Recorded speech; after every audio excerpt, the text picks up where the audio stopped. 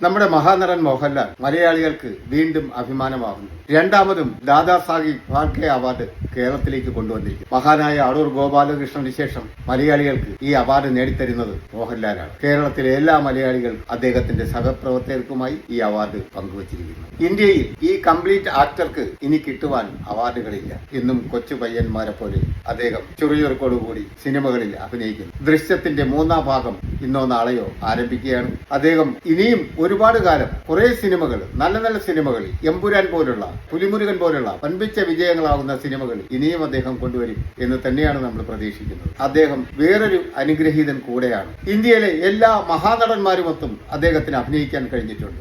മഹാനടൻ ശിവാജി ഗണേശനോടൊപ്പവും അദ്ദേഹം അഭിനയിച്ചു, അമിതാഭ് ബച്ചനോടൊപ്പവും അദ്ദേഹം അഭിനയിച്ചു. ഇത്രയൊക്കെ നേടിയിട്ടും അദ്ദേഹത്തിന്റെ വാർത്താ സമ്മേളനത്തിൽ ഒരു കൊച്ചു കുട്ടിയിരുന്ന് സംസാരിക്കുന്ന പോലെയാണ്. ഒന്നും നേടാത്ത ഒരു മനുഷ്യനെ പോലെ ഇത്ര എളിമത്വമായിട്ടാണ് അദ്ദേഹം സംസാരിക്കുന്നത്. ആ ഇന്റർവ്യൂവിലുള്ള ഓരോരുത്തരുടെയും ചോദ്യങ്ങൾ അദ്ദേഹം നൽകുന്ന മറുപടിയിൽ 1% പോലും അഹങ്കാരത്തിന്റെ ഭാവമില്ല. അതൊക്കെ തന്നെയാണ് അദ്ദേഹത്തിന് ഒരു വലിയ മനുഷ്യനാക്കുന്നത്.